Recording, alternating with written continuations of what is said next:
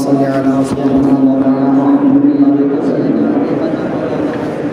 صلاة و سلام علیک یا رسول اللہ صلی اللہ علیہ وآلہ وسلم۔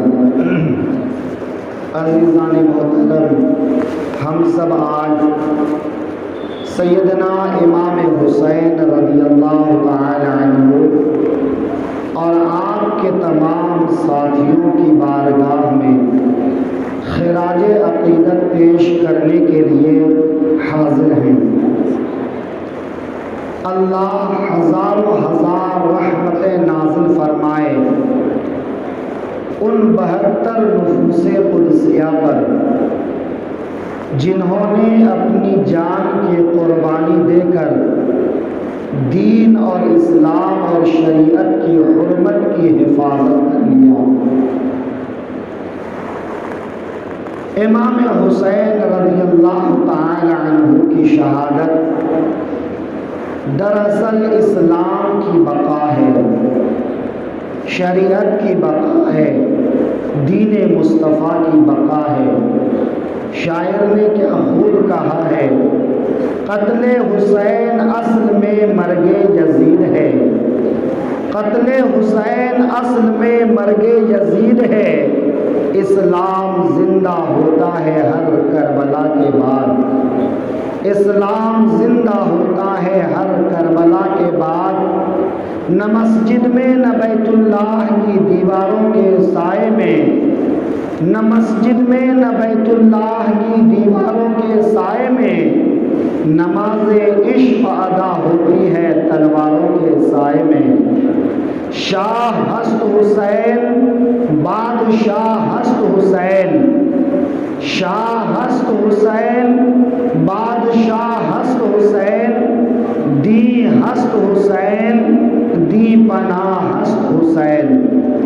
سرداد نداد دست در دست یزید، حقا کے بنائے لا الہ ہست حسین۔ عزیزان محترم، یہ حسین کا گھرانہ ہے جس کے لیے اللہ رب العزت ارشاد فرما رہا ہے، انما یرید اللہ لیذہب عنکم الرجس اہل البیت ویطہرکم تطہیرا۔ یقیناً اللہ تعالی تم سے ہر آلائش کو دور فرمائے گا اے اہل بیت، اور اللہ تعالی تم کو خوب خوب ستھرا فرمائے گا۔ اس آیت میں اللہ تبارک و تعالی اعلان فرما رہا ہے کہ اہل بیت سے ہر نجاست کو، ہر گندگی کو، ہر آلائش کو، ہر خرابی کو، ہر کمی کو اللہ تعالی دور فرما دے گا اور ان کو صاف ستھرا فرما دے گا۔ کیسا صاف ستھرا فرمائے گا؟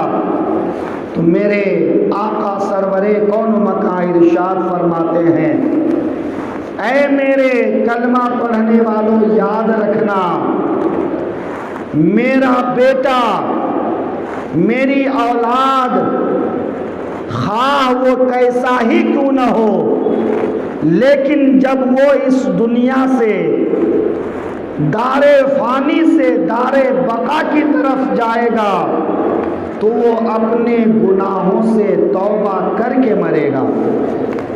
وہ اپنی موت سے پہلے زوی فاطمہ کی اولاد میں ہے تو یقیناً اگر اس کا ایمان سلامت ہے تو ان کا عمل اگر اچھا ہے تو بہت اچھا ہے، لیکن اگر اس کا عمل اچھا نہیں ہے تو میرے آقا ارشاد فرماتے ہیں کہ وہ مرنے سے پہلے اللہ اس کو گناہ سے توبہ کی توفیق عطا فرمائے گا، پھر اللہ اسے موت عطا فرمائے گا۔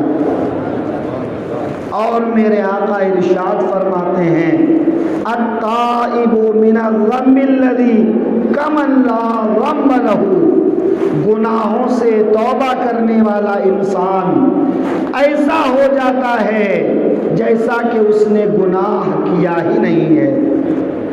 جب کسی انسان سے گناہ سرزد ہو جائے، وہ شرمندہ ہو، اپنے رب کی بارگاہ میں آ جائے، ندامت کے 2 قطرے آنسو بہائے، رب سے معافی کا طلبگار ہو جائے، عرض کرے الہ العالمین، جانے انجانے میں مجھ سے یہ بھول ہو گئی، مجھ سے یہ گناہ سرزد ہو گیا، اللہ تو غفور الرحیم ہے، اللہ تو توبہ قبول فرمانے والا ہے، اے میرے رب میرے گناہ معاف فرما دے، تو اللہ اگر اس کے گناہ کو معاف فرما دیتا ہے تو میرے محبوب فرماتے ہیں وہ ایسا ہو جاتا ہے جیسے کہ اس نے بھی اپنی ماں کے پیٹ سے جنم لیا ہو۔ التائب من الذنب الذی کمن لا ذنب لہ، اپنے گناہوں سے توبہ کرنے والا ایسا ہو جاتا ہے جیسا کہ اس نے گناہ کیا ہی نہیں۔ اب ایک آل رسول مرنے سے پہلے توبہ ضرور کرتا ہے تو اس کا گناہ ضرور معاف ہو جاتا ہے، اور اللہ فرماتا ہے محبوب آپ کی اولاد کو ہم صاف ستھرا کریں گے، دنیا میں اگر اس سے بھول چوک ہو گئی ہو تو ہم اسے معاف کر دیں گے اور دوزخ کے عذاب سے اسے نجات عطا فرما دیں گے۔ رجس سے ایک معنی مفسرین نے گناہ، ناپاکی، آلائش، خرابی اور جہنم کی آگ بھی لیا ہے۔ مطلب یہ ہے کہ اللہ چاہتا ہے کہ اہل بیت سے اللہ ان تمام چیزوں کو دور فرما دے۔ اب اہل بیت کون ہیں؟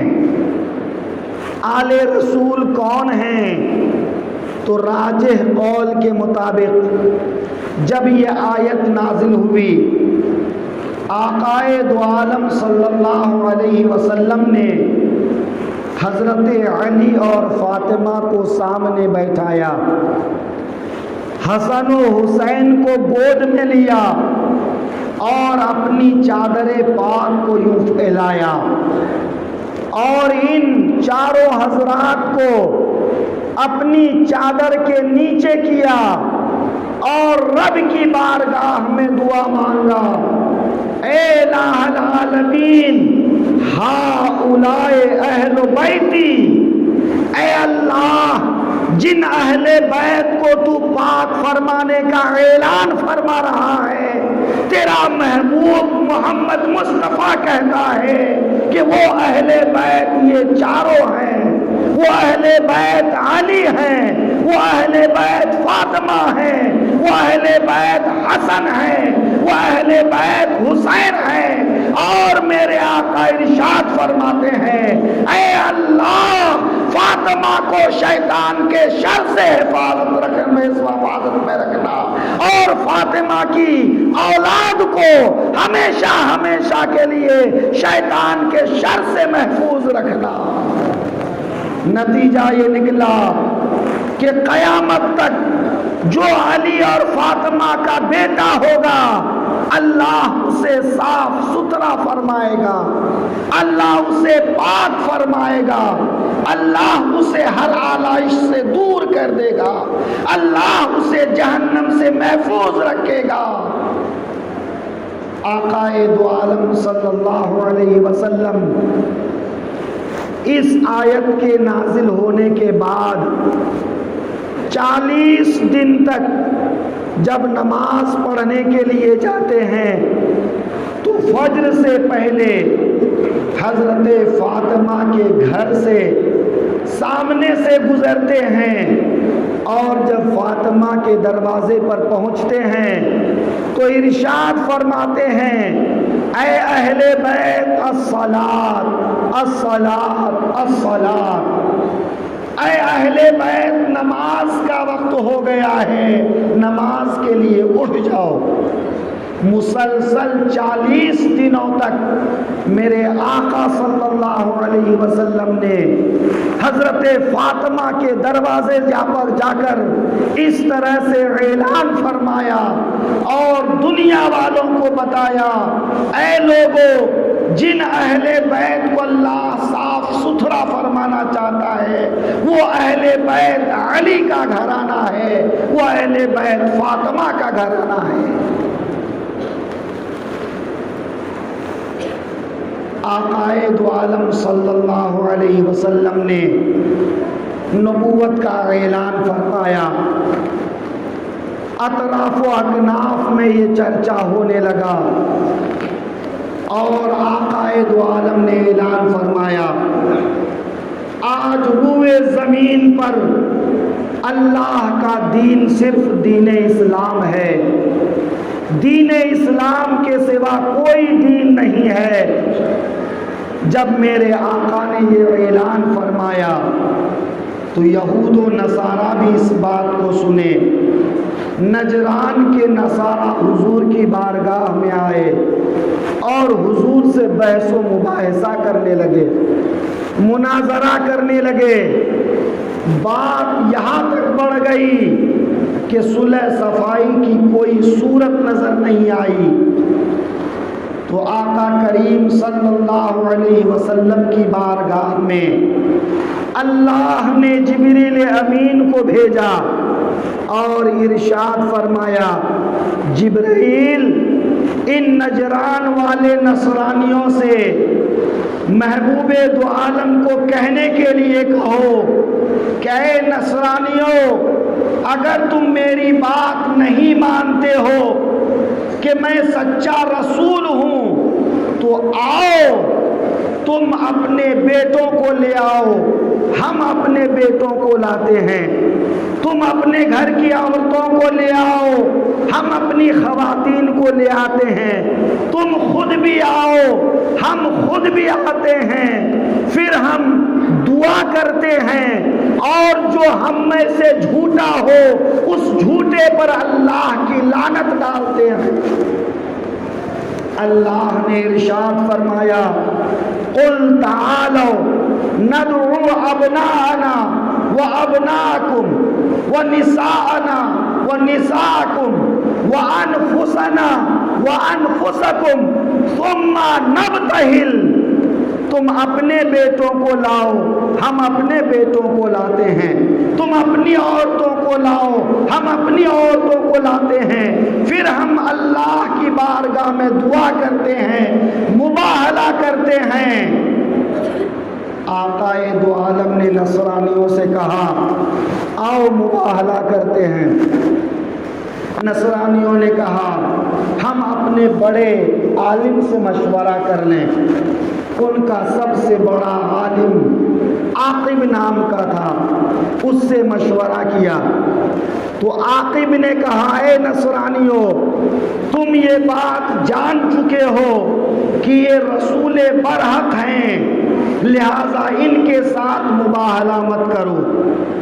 اگر تم نے ان کے ساتھ مباہلہ کر لیا، لعنت والی دعا کر لیا، تو قیامت تک عیسائی دنیا سے ختم ہو جائیں گے۔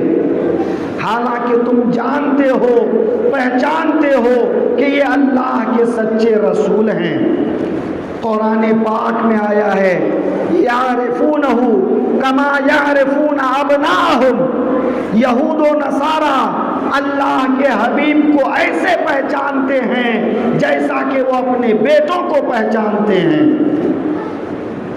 پھر میرے آقا وقت مقررہ پر حضرت علی کو لیتے ہیں، حضرت فاطمہ کو لیتے ہیں، حضرت حسن کو لیتے ہیں، حضرت حسین کو لیتے ہیں اور مباہلہ کے لیے آگے بڑھتے ہیں۔ جب عاقب کی نظر ان پر پڑی تو عاقب نے کہا، اے نصرانیوں، میں ایسے چہرے والوں کو دیکھ رہا ہوں کہ اگر یہ چہرے مہرے والے اللہ کی بارگاہ میں دعا کر دیں کہ اے اللہ اس پہاڑ کو یہاں سے اٹھا کے یہاں کر دے، تو اللہ ان کی دعا پر پہاڑ کو اٹھا کے دوسری جگہ کر دے گا۔ لہذا اگر انہوں نے لعنت والی دعا پر آمین کہہ دی تو تمہاری موت یقینی ہے، نصرانی دنیا سے ختم ہو جائیں گے۔ یہاں پر میں عرض کروں، آقائے دو عالم اعلان فرماتے ہیں تم اپنے بیٹوں کو لاؤ، ہم اپنے بیٹوں کو لاتے ہیں، لیکن میرے آقا بیٹوں کے بجائے نواسوں کو لاتے ہیں۔ میرے آقا بار بار فرماتے ہیں الحسن والحسین ابنایا، حسن و حسین میرے بیٹے ہیں، ابنایا ابنتی یہ کہ وہ میری بیٹی کے بیٹے ہیں۔ میرے آقا اپنے نواسوں کو اپنا بیٹا کہتے ہیں، اور جب آپ بیٹوں کو لانے کی بات کیے تو حسن و حسین کو لاتے ہیں، علی اور فاطمہ کو لاتے ہیں۔ قرآن نے کہا بیٹوں کو لائیے تو میرے مصطفیٰ علی فاطمہ، میرے مصطفیٰ حسن و حسین کو لائے۔ قرآن نے کہا اپنی عورتیں لے آؤ تو میرے مصطفیٰ فاطمہ کو لاتے ہیں، علی کو لاتے ہیں۔ یعنی دنیا کو بتانا چاہتے ہیں اے دنیا والوں یاد رکھنا میرا گھرانہ علی ہے، میرا گھرانہ فاطمہ ہے، میرا گھرانہ حسن ہے، میرا گھرانہ حسین ہے، یہی میرا کنبہ ہے، یہی میرے اہل بیت ہیں، یہی میری اولاد ہیں۔ اور اہل بیت کے سلسلے میں قرآن پاک میں اللہ ارشاد فرماتا ہے، اے محبوب کہہ دیجئے قُلْ لَا أَسْأَلُكُمْ عَلَيْهِ أَجْرًا إِلَّا الْمُوَدَّةَ فِي الْقُرْبَى۔ اے لوگو میرے ذریعے سے تم کو قرآن ملا، دین ملا، ایمان ملا، شریعت ملی، ساری نعمتیں میرے وسیلے سے ملی، لیکن میں تم سے اس پر کوئی بدلہ نہیں مانگتا، کوئی معاوضہ نہیں مانگتا کہ تم اس پر مجھے کوئی بدلہ دو، مال و دولت دو۔ اگر تم کچھ کرنا چاہتے ہو تو میرے قرابت والوں سے محبت کرو، میرے رشتہ داروں سے محبت کرو، میری آل سے محبت کرو، میرے بچوں سے محبت کرو، حسن و حسین سے محبت کرو، علی فاطمہ سے محبت کرو، ان کی آنے والی نسل سے محبت کرو۔ اِلَّا الْمَوَدَّةَ فِي الْقُرْبَى، میرے قرابت داروں کے ساتھ محبت کرو، یہی تمہارا بہترین بدلہ ہوگا کہ میرے ذریعے سے تم کو ایمان ملا۔ جب آپ یہ بات سمجھ چکے تو اب آپ آئیے ان اہل بیت کے ساتھ دنیا نے کیا کیا، زمانے نے کیا کیا۔ جس اہل بیت کی محبت میں جینا مرنا اللہ نے لازم قرار دیا تھا، انہی اہل بیت کے ساتھ کربلا میں کیا کیا گیا، یہ عنایتوں کی جزا ملی، یہ ہدایتوں کا صلہ ملا۔ جو چراغ نور نبی کا تھا اسے کربلا میں بجھا دیا۔ کیا کیا گیا کربلا میں؟ امام حسین رضی اللہ عنہ کا جرم کیا تھا؟ یہی کہ وہ ایک ایسے آدمی جو شرابی تھا، بدکار تھا، زانی تھا، بے نمازی تھا، جواری تھا، حلال کو حرام کرنے والا، حرام کو حلال کرنے والا، ماں بہنوں سے نکاح کو جائز کہنے والا، بندروں کے ساتھ کھیلنے والا، شریعت کو پامال کر دینے والا، اسلام کو تباہ کر دینے والا، دین اسلام کو مٹانے والا، ایسے آدمی کو مسلمانوں کا خلیفہ بنا دیا جائے۔ امام حسین نے کہا ایسا نہیں ہو سکتا۔ مسلمانوں کا خلیفہ وہ ہوگا جو نیک ہوگا، صالح ہوگا، شریف ہوگا، اچھا ہوگا، وہ انسان مسلمان کا خلیفہ ہوگا۔ یزید جیسا بدبخت مسلمانوں کا خلیفہ نہیں ہوگا۔ حضرت عبداللہ ابن حنظلہ روایت کرتے ہیں کہ ہم لوگ یزید کے خلاف اس وقت تک بغاوت نہیں کیے جب تک ہم لوگوں کو یہ یقین نہیں ہوا کہ اللہ یزید کی برائیوں کی وجہ سے لوگوں پر آسمان سے پتھر برسائے گا۔ جب ہم کو لگا کہ اس کی برائیاں ایسی ہو گئیں کہ اس کی برائیوں کی وجہ سے آسمان سے پتھر برسے گا، لوگ برباد ہو جائیں گے، تو ہم نے اس کی مخالفت کی۔ ایسے آدمی کی بیعت کرنے سے امام حسین نے انکار کیا۔ نتیجہ کیا ہوا؟ انہیں رسول پاک کا مدینہ چھوڑنا پڑا، فاطمہ زہرا کا آستانہ چھوڑنا پڑا، حسن و حسین کا مزار چھوڑنا پڑا۔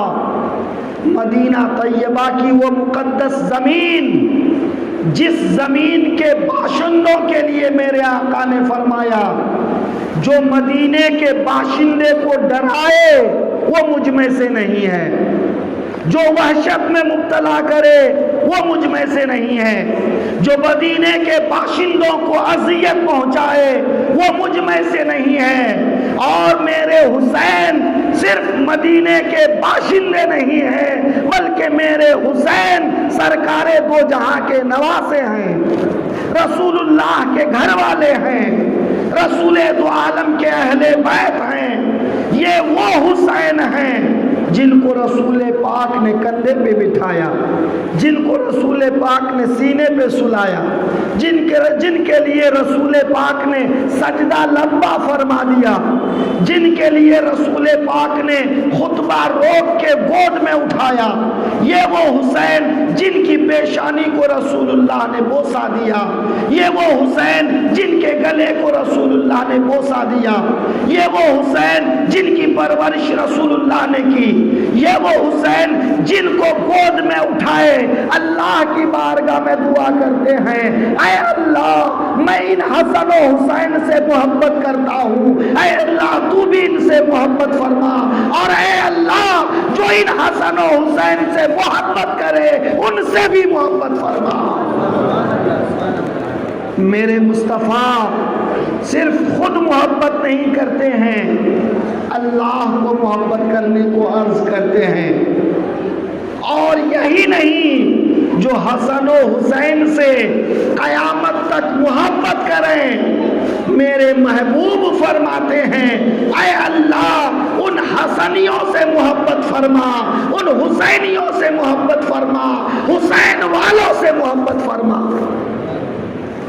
وہ حسین مدینے میں رہنا مشکل ہو گیا تو مدینہ چھوڑ کے مکہ چلے گئے۔ مکے میں کچھ دن ٹھہرے تو وہاں بھی امن و سکون سے نہیں رہنے دیا۔ کوفے والوں نے سینکڑوں خطوط لکھے، اے امام ہم بغیر کسی امام کے ہیں، بغیر کسی سرپرست کے ہیں، ہمارا کوئی والی نہیں ہے، اے امام آئیے تو ہم آپ کے ہاتھ پر بیعت کریں، آپ کے ہاتھ پر جینے مرنے کا وعدہ کریں۔ لیکن جب وہی امام کوفہ کی طرف روانہ ہوئے تو کیا کیا گیا؟ سب سے پہلے امام حسین کے بھائی حضرت مسلم بن عقیل کو، جو چچا زاد بھائی تھے، امام حسین نے ان کو قاصد کے طور پر بھیجا تھا کہ جا کر وہاں حالات کا جائزہ لے، حالات اگر اچھے ہوں تو وہ خط لکھے، پھر ہم کوفہ جانے کی بات کریں گے۔ امام مسلم نے حالات اچھے دیکھے، 1-2 دن میں 12,000، 18,000، 40,000 لوگوں نے ہاتھ پر بیعت کر لی۔ اتنی بڑی تعداد نے امام حسین کی نیابت میں امام مسلم کے ہاتھ پر بیعت کیا۔ امام مسلم نے دیکھا حالات اچھے ہیں، لوگ وفاداری پر وعدہ کر رہے ہیں، بیعت کر رہے ہیں۔ حضرت مسلم نے خط لکھ دیا، بھائی آپ آ جائیں۔ امام حسین نے خط پایا تو آپ مکہ چھوڑ کر کوفہ کے لیے روانہ ہوئے۔ اچانک کوفہ کے حالات بدلے، ایک ظالم نے آ کر ڈرایا دھمکایا، مارا پیٹا، کئی ایک کو قتل کیا۔ اچانک حالات بدل گئے۔ ایک محسن حضرت ہانی ابن عروہ، ان کو بلا کر ابن زیاد نے مارا پیٹا، یہاں تک کہ ان کے شہید ہونے کی خبر مشہور ہو گئی۔ حضرت امام مسلم اپنے ساتھیوں کو لے کر دارالعمارہ کوفہ پہنچے، گھیراؤ کیا، 40,000 لوگ تھے، لیکن ابن زیاد نے چال بازی کی۔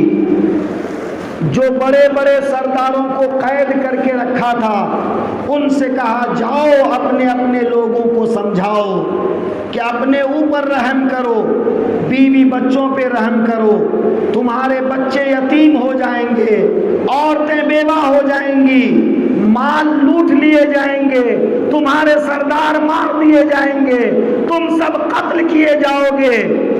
جب لوگوں کو اس طرح ڈرایا دھمکایا تو لوگ امام مسلم کا ساتھ چھوڑ چھوڑ کے بھاگنے لگے۔ 40,000 لوگ تھے، لیکن جب مغرب کی نماز میں گئے تو 500 لوگ بچے، اور جب مغرب کی نماز میں سلام پھیرے تو ایک آدمی بھی نہیں تھے۔ ذرا سوچئے تو صحیح، ابھی تھوڑی دیر پہلے مرنے مارنے کا وعدہ کر رہے تھے، امام حسین کے نام پر بیعت کر چکے تھے، اور تھوڑا ڈرایا دھمکایا تو سب ساتھ چھوڑ گئے۔ کوفہ والوں نے حضرت امام حسین کے نائب کا ساتھ نہیں چھوڑا، انہوں نے اپنی غیرت چھوڑی، اپنی حیا چھوڑی، اپنی وفاداری چھوڑی، قیامت تک کے لیے رسوائی اپنے نام کر لیا۔ امام مسلم تنہا ہو گئے، حضرت طوعا کے گھر جا کے رکے، وہاں سے گرفتار ہوئے، اور آخر کار ابن زیاد نے بکیر ابن حمران سے کہا کہ انہیں کوفہ کے دارالعمارہ کی چھت پہ لے جاؤ، سر تن سے جدا کرو، ان کے جسم کو اوپر سے نیچے پھینک دو۔ حضرت امام مسلم کو شہید کر دیا، ان کی لاش کو اوپر سے زمین میں پھینک دیا، یہاں تک کہ بازاروں چوراہوں میں ان کی لاش کی نمائش کرائی گئی۔ ذرا سوچئے کس قدر بے غیرت لوگ ہیں۔ امام مسلم کے بعد ان کے ساتھ ان کے 2 بیٹے حضرت محمد، حضرت ابراہیم ساتھ آئے تھے۔ ان ظالموں نے ان دونوں بچوں کو بھی شہید کر دیا۔ امام مسلم کا خط پڑھ کر امام حسین مکہ سے روانہ ہو گئے۔ اب منزل بمنزل کوفہ سے قریب ہو گئے، یہاں تک کہ بیچ راستے میں حضرت مسلم کی شہادت کی خبر ملی۔ حضرت امام حسین نے ساتھیوں سے کہا، ساتھیوں ہمارے بھائی شہید کر دیے گئے، کوفہ والوں نے ہم کو دھوکہ دیا، لہذا جو ہمارے ساتھ چلنا چاہے چلے اور جو واپس جانا چاہے واپس جائے۔ باقی لوگ واپس چلے گئے، صرف اہل بیت کے وہ لوگ جو مدینے سے آئے تھے وہی آگے چلنے کے لیے تیار ہوئے اور آگے بڑھے۔ امام حسین رضی اللہ عنہ نے خواب دیکھا۔ حضرت زین العابدین نے پوچھا، بابا ابھی آپ انا للہ و انا الیہ راجعون پڑھتے ہیں، کیا سبب ہے؟ تو حضرت امام حسین فرماتے ہیں میں نے خواب دیکھا، کوئی کہہ رہا ہے یہ لوگ آگے جا رہے ہیں اور موت ان کی طرف آ رہی ہے۔ امام حسین کے بیٹے نے کہا، بابا کیا ہم حق پر نہیں ہیں؟ حضرت نے فرمایا یقیناً ہم حق پر ہیں۔ تو بیٹے نے کہا، بابا اگر ہم حق پر ہیں تو ہمیں موت کا کوئی خوف نہیں ہے، موت کی کوئی پرواہ نہیں ہے۔ امام حسین چلتے گئے، یہاں تک کہ کوہ ذی حشم کے پاس پہنچے تو 1000 لشکر لے کر حر بن یزید تمیمی آ گیا اور کہا، اے حسین یا تو آپ یزید کی بیعت کر لیں یا پھر آپ میرے ساتھ کوفہ چلیں۔ امام حسین نے سمجھایا اور فرمایا، دیکھو تم لوگوں نے خط بھیجا تھا تب ہم آئے، اب اگر تم کو ہمارا آنا پسند نہیں ہے، تمہارے شہر میں داخل ہونا پسند نہیں ہے تو ہم کو مکہ واپس جانے دو، ہم مکہ واپس چلے جائیں گے، یا پھر ہم کو کسی سرحدی علاقے میں جانے دو تاکہ ہم وہاں امن کی زندگی گزار لیں گے، یا غیر مسلموں کے ساتھ جد و قتال میں ہم شہید ہو جائیں گے، یا پھر ہم کو یزید کے دربار میں براہ راست جانے دو تاکہ جس طرح ہمارے بھائی نے امیر معاویہ سے معاملہ طے کیا تھا ہم اپنا معاملہ یزید سے بیٹھ کر طے کر لیں گے۔ لیکن حر بن ریاحی نے کہا، مجھے اختیار نہیں ہے، میں یا تو آپ کو کوفہ لے چلوں یا پھر آپ کے ساتھ میں رہوں، آپ کو کہیں جانے نہ دوں، ابن زیاد کا یہی حکم ہے۔ حضرت امام حسین نے عصر کی نماز پڑھ کر قافلے کو کوچ کرنے کا حکم دیا تو حر سامنے آ گیا اور کہنے لگا، آپ نہیں جا سکتے۔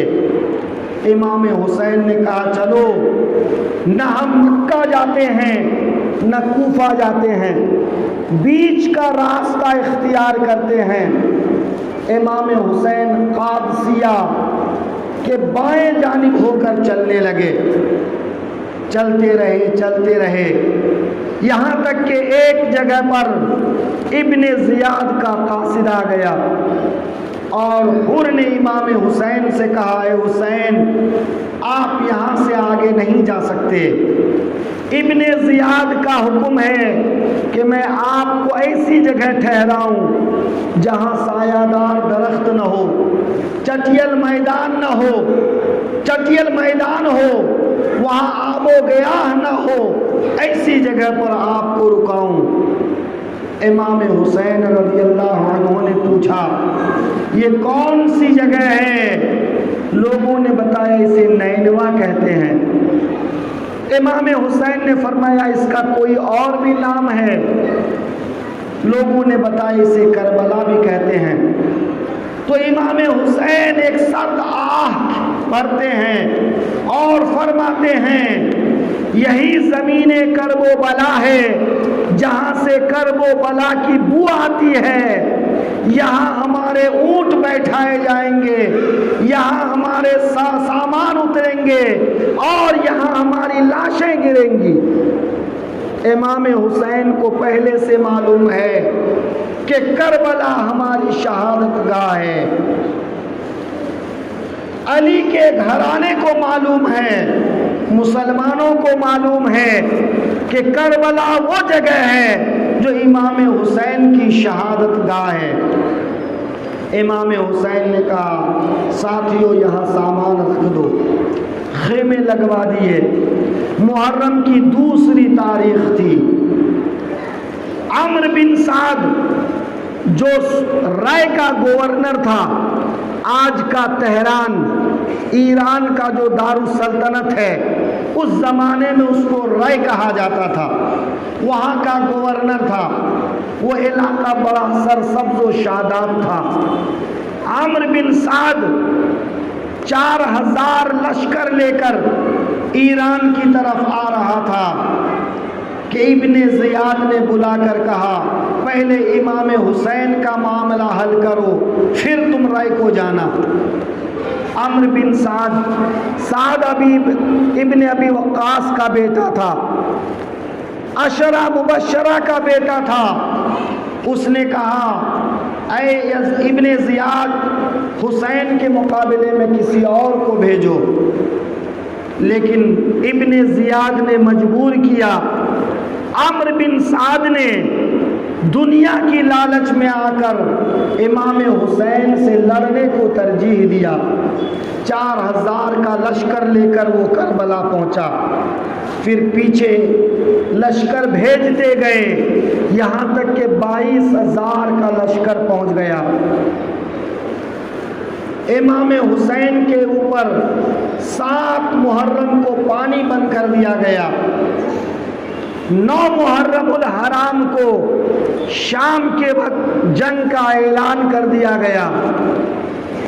امام حسین نے فرمایا 1 رات کی مہلت دے دو، 1 رات کا وقت دے دو، ہم آخری بار اپنے رب کی بارگاہ میں سجدے کر لیں، قرآن پاک کی تلاوت کر لیں، ہم اللہ کو یاد کر لیں، اس کی بارگاہ میں سجدہ ریز ہو جائیں، ہم تہجد پڑھ لیں، ہم قرآن پاک کی تلاوت کر لیں۔ 1 رات کی مہلت مل گئی۔ حضرت امام نے پوری رات نمازیں پڑھی، قرآن پاک کی تلاوت کی۔ میرے آقا کا ارشاد ہے لوگوں، ہم دنیا میں 2 چیزیں چھوڑ کر جاتے ہیں، ان دونوں کو اپنے ساتھ رکھو گے ہدایت کے راستے پہ رہو گے، اور کسی ایک کو چھوڑو گے ہدایت کے راستے سے بھٹک جاؤ گے۔ ان میں سے ایک قرآن ہے، دوسرا میرے اہل بیت ہیں۔ اے لوگوں یاد رکھنا، جہاں قرآن ہوگا وہاں اہل بیت ہوں گے، اور جہاں اہل بیت ہوں گے وہاں قرآن ہوگا۔ کربلا کی مشکل گھڑی میں شہادت منتظر ہے، یہ خوفناک صبح آنے والی ہے۔ امام حسین کے سامنے سارا منظر ہے، لیکن آج کی رات بھی امام حسین قرآن کی تلاوت نہیں چھوڑتے ہیں، تلاوت قرآن میں مصروف رہتے ہیں، اور میرے محبوب کے اس اعلان کی سچائی کو دنیا کے سامنے پیش کرتے ہیں، جہاں قرآن ہوگا وہاں حسین ہوں گے، اور جہاں حسین ہوں گے وہاں قرآن ہوگا۔ امام حسین رضی اللہ عنہ نے اپنے ساتھیوں سے کہا ساتھیوں، ان کوفیوں کو مجھ سے دشمنی ہے، یزیدیوں کو مجھ سے عداوت ہے، تم سے نہیں، تم سب چلے جاؤ۔ تمام ساتھیوں نے انکار کر دیا۔ امام حسین نے چراغ بجھا دیے اور فرمایا اندھیرے میں میرے خاندان کے ایک ایک بچے کو لے لو اور ان بچوں کو بچانے کے بہانے چلے جاؤ۔ اگر قیامت کے دن تم سے پوچھا گیا کہ حسین کو تنہا چھوڑ کے چلے گئے تھے تو میں کہوں گا یا رسول اللہ یہ مجھے تنہا چھوڑ کے نہیں گئے تھے، یہ میرے خاندان کے ایک ایک بچوں کو لے کر ان کی زندگی بچانے کے لیے گئے تھے۔ تم پر کوئی مواخذہ نہیں ہوگا، کوئی پکڑ نہیں ہوگی، لیکن تمام ساتھیوں نے کہا حسین ہم کوفہ والوں کی طرح بے غیرت نہیں ہیں، بے وفا نہیں ہیں، دھوکے باز نہیں ہیں، ہم اتنے کم ظرف نہیں ہیں کہ اس مشکل گھڑی میں آپ کو اکیلے چھوڑ جائیں۔ حسین جینا ہے تو آپ کے قدموں میں اور مرنا ہے تو آپ کے قدموں میں۔ نقش توحید کا ہر دل پہ بٹھایا ہم نے، زیر خنجر بھی یہ پیغام سنایا ہم نے، مر جائیں گے مٹ جائیں گے اے دوست مگر ہم سر ظلم کی چوکھٹ پہ خم نہ کریں گے۔ نعرہ تکبیر، نعرہ تکبیر، نعرہ رسالت، نعرہ رسالت، ذکر شہدائے کربلا، ذکر شہدائے کربلا، نعرہ تکبیر، نعرہ رسالت۔ اے حسین ہم اپنی جانوں کو آپ پر نثار کر دیں گے۔ رات گزر گئی، صبح ہو گئی، حضرت امام کے بیٹے علی اکبر نے اذان پڑھی، نماز پڑھی۔ نماز فجر کے بعد امام حسین نے اپنے ساتھیوں کو صفیں درست کرنے کو کہا۔ دشمن کی طرف سے بھی لشکر کو منظم کر دیا گیا۔ اب میرے امام آگے بڑھتے ہیں اور عمرو بن سعد کی فوج سے مخاطب ہو کر کہتے ہیں اے کوفہ والو یاد کرو فلاں ابن فلاں تمہارے بیچ میں ہیں، فلاں ابن فلاں تمہارے بیچ میں ہیں۔ وہ سارے لوگوں کا نام لینے لگے جنہوں نے خط بھیجے تھے کہ تم لوگوں نے ہم کو خط بھیج کر بلایا، ہم تمہارے بلانے پر آئے اور آج تم ہمارے خون کے پیاسے ہو۔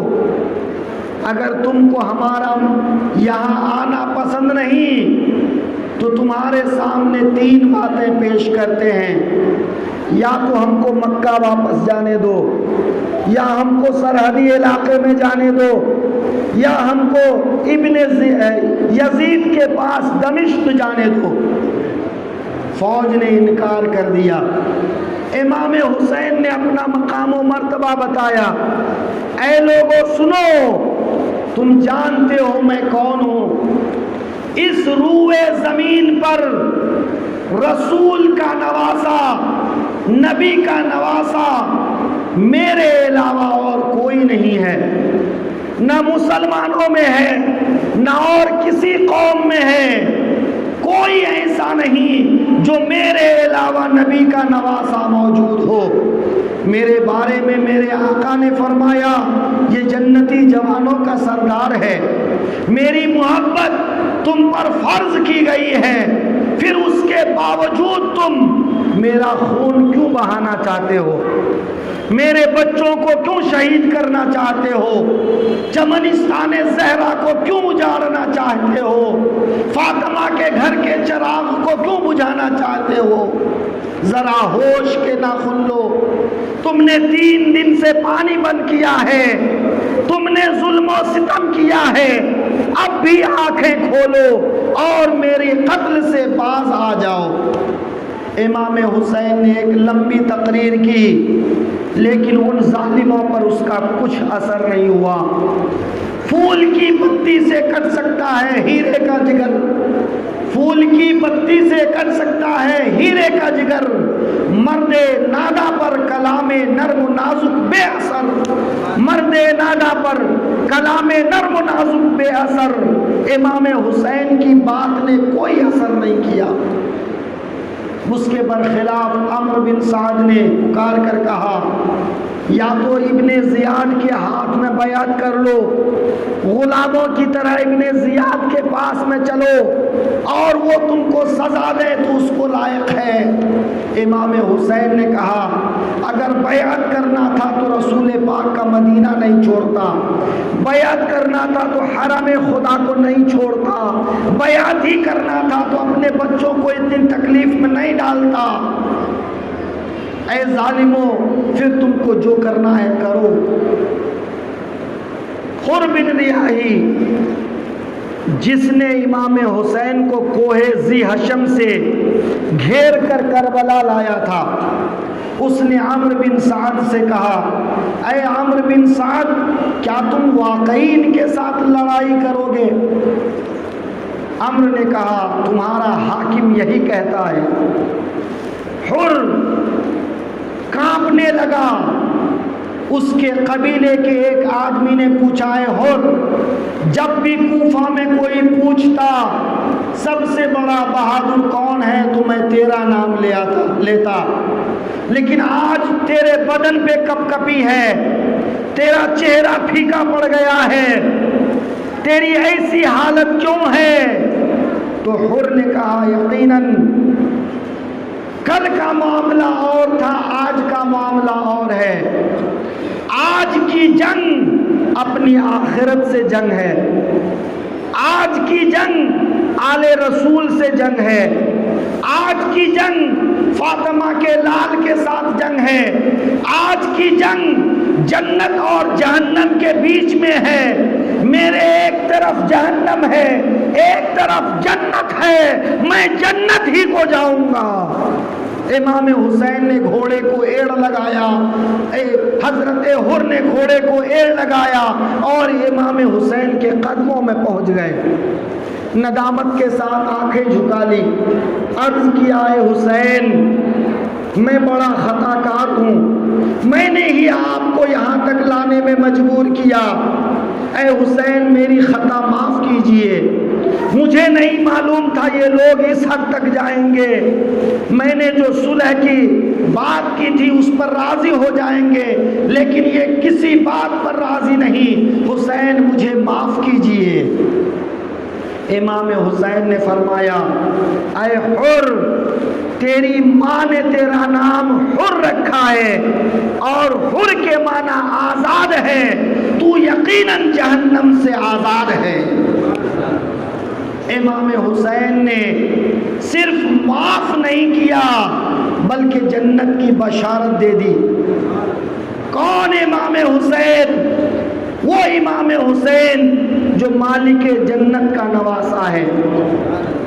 تم سے اور جنت سے کیا مطلب؟ وہاں بھی دور ہو، ہم رسول اللہ کے، جنت رسول اللہ کی، ہم رسول اللہ کے، جنت رسول اللہ کی۔ جنت تو میرے آقا کی ہے اور میرے آقا نے حسین کو جنتی جوانوں کا سردار کہا ہے اور میرا جوان آج جنت بانٹ رہا ہے۔ امام حسین کہے تو آزاد ہے۔ اب دشمن کی طرف سے حملے کی تیاری ہوئی۔ امام حسین کے ساتھیوں سے مقابل تلاش کیا گیا۔ دو کوفی آئے مقابلے کے لیے، مقابل تلاش کرنے لگے۔ اتنے میں حضرت امام کی بارگاہ میں خاتون آتی ہیں، عرض کرتی ہیں، حسین اگر آج اپنے اوپر اب میرے بیٹے کو شہید ہونے کا موقع دیجئے تو زہے نصیب۔ یہ ایک ایسی خاتون ہے جن کا شوہر ایک جنگ میں شہید ہو چکا ہے، ایک بیوہ ہونے کے باوجود اپنے بچے کو پروان چڑھایا، جوان کیا۔ جب ہٹا کٹا جوان ہو گیا تو بیٹے کی شادی کر دی۔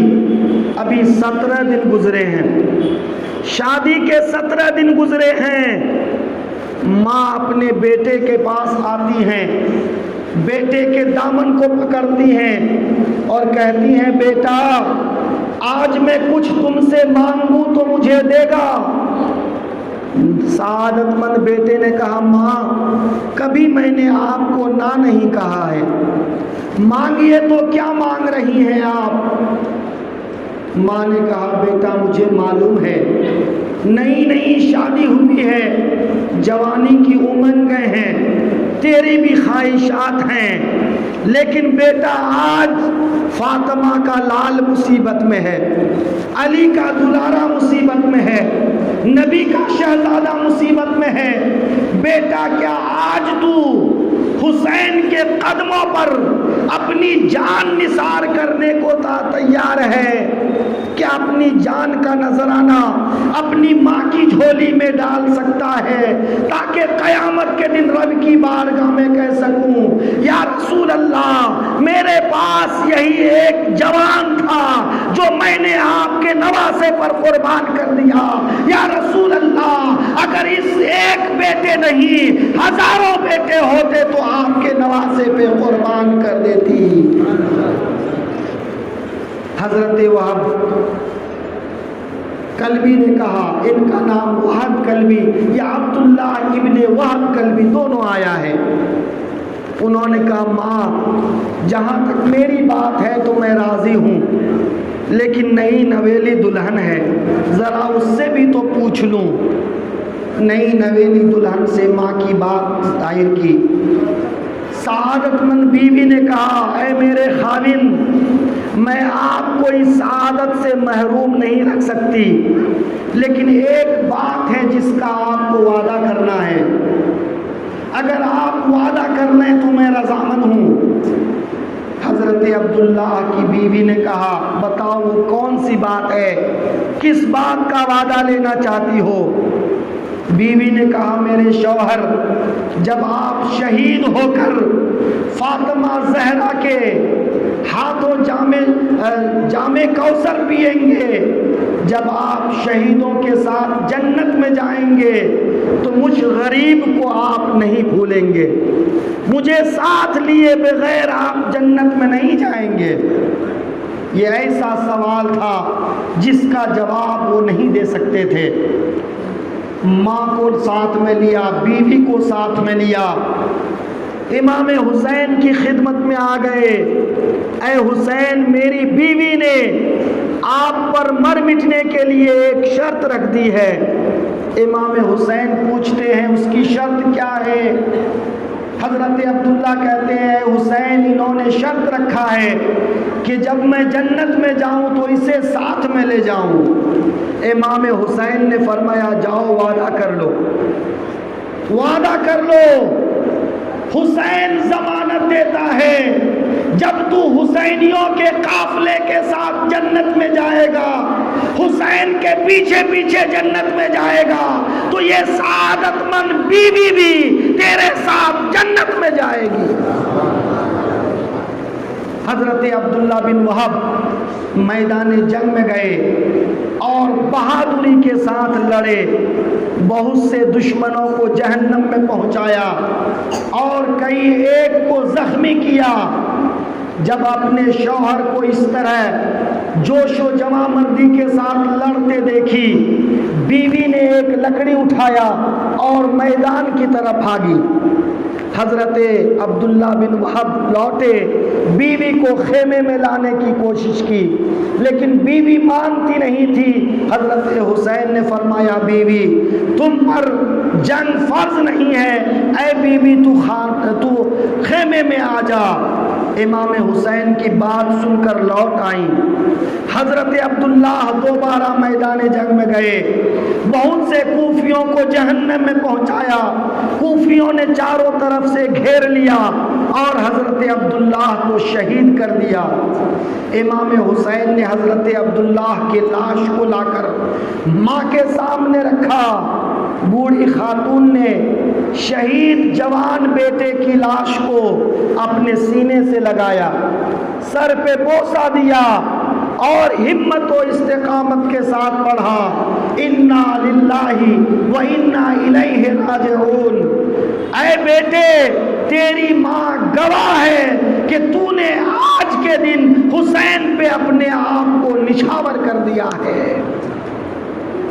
سعادت مند بیوی نے اپنے شوہر کو اپنی گود میں پھینچا، اپنے سر کو شوہر کے سر پہ رکھا اور اس کی روح بھی جسم سے جدا ہو گئی.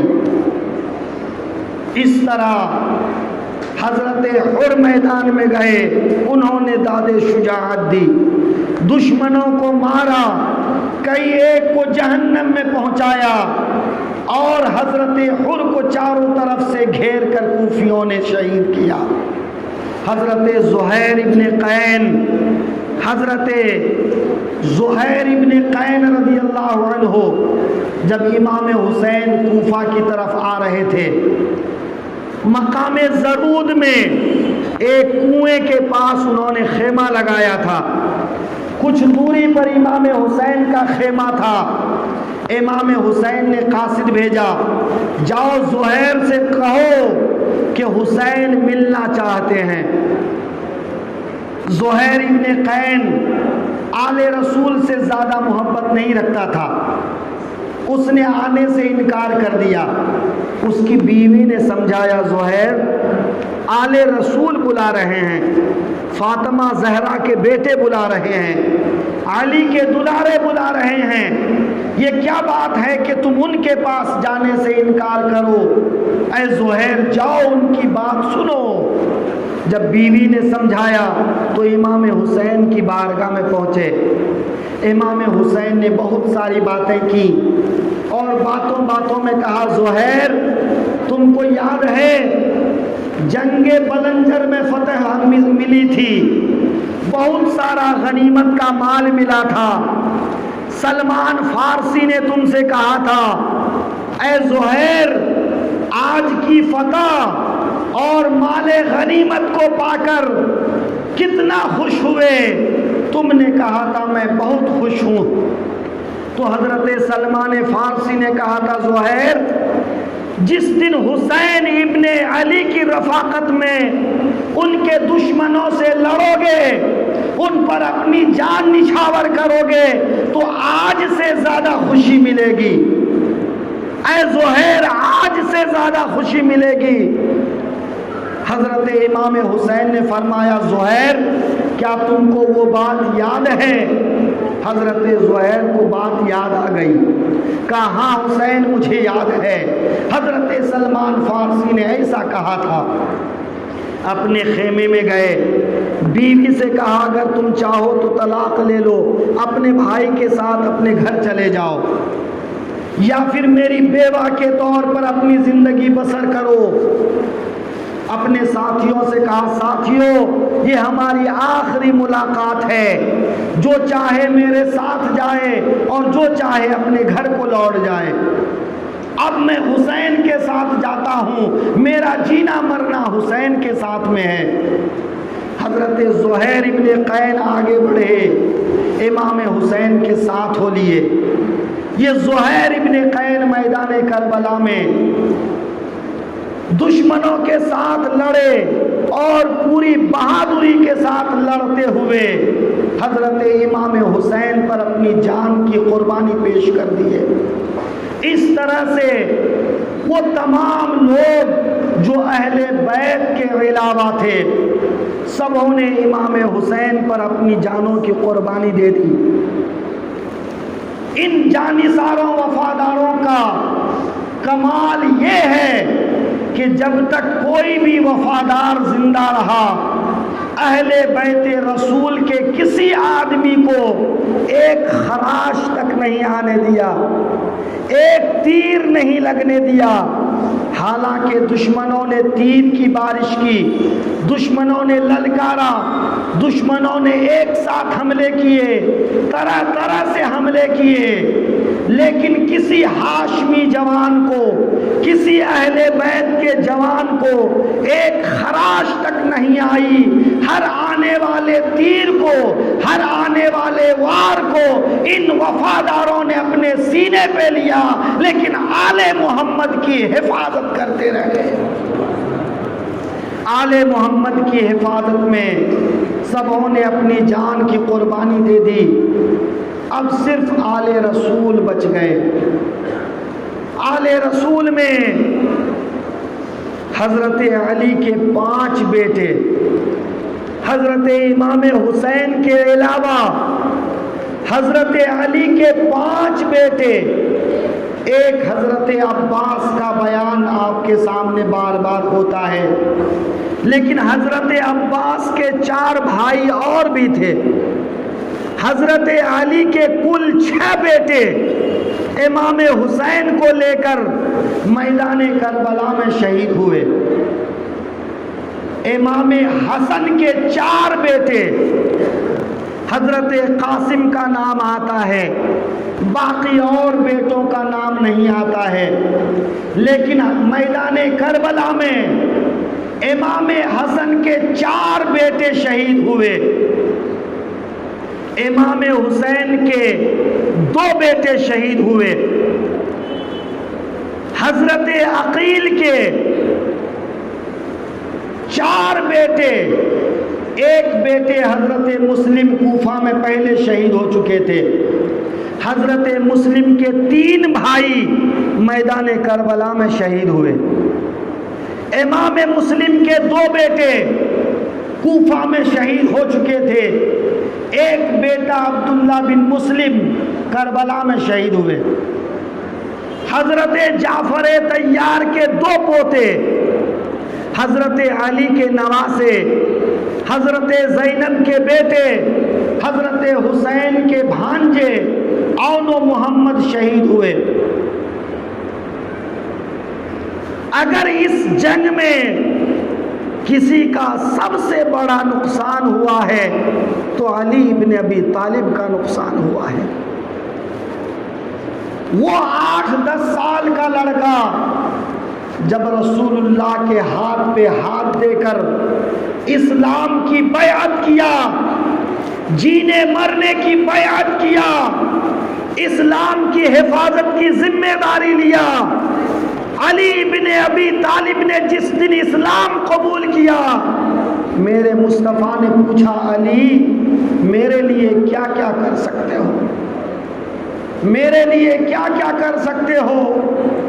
حضرت علی نے کہا یا رسول اللہ سب کچھ کر سکتا ہوں، سب کچھ کر سکتا ہوں، یا رسول اللہ لٹ بھی سکتا ہوں، لٹا بھی سکتا ہوں، جان لے بھی سکتا ہوں، جان دے بھی سکتا ہوں، یا رسول اللہ اگر دین مصطفیٰ کی خاطر اپنے گھر کو لٹانا پڑا تو لٹا دوں گا، اپنا چمن لٹانا پڑا تو لٹا دوں گا، خاندان لٹانا پڑا تو لٹا دوں گا، اپنی جان کی قربانی دینی پڑی تو دے دوں گا، بیٹوں کی قربانی دینی پڑی تو دے دوں گا، بھائیوں کی قربانی دینی پڑی تو دے دوں گا، بھتیجوں کی قربانی دینی پڑی تو دے دوں گا، پوتوں کی قربانی دینی پڑی تو دے دوں گا، نوازوں کی قربانی دینی پڑی تو دے دوں گا، یا رسول اللہ جب تک میرے خاندان سے کوئی بھی بچہ زندہ رہے گا یزید جیسا ظالم اسلام کی صورت پر کبھی حملہ نہیں کر سکے گا، جب تک فاطمہ کا لال زندہ رہے گا تب تک اسلام پر حرف نہیں آنے پائے گا، جب جب کوئی یزیدی آئے گا یزیدی کے مقابلے میں کوئی حسینی ضرور کھڑا ہوگا، یا رسول اللہ آپ کی خاطر سب کچھ قربان کر دوں گا۔ اور حضرت علی نے کیا۔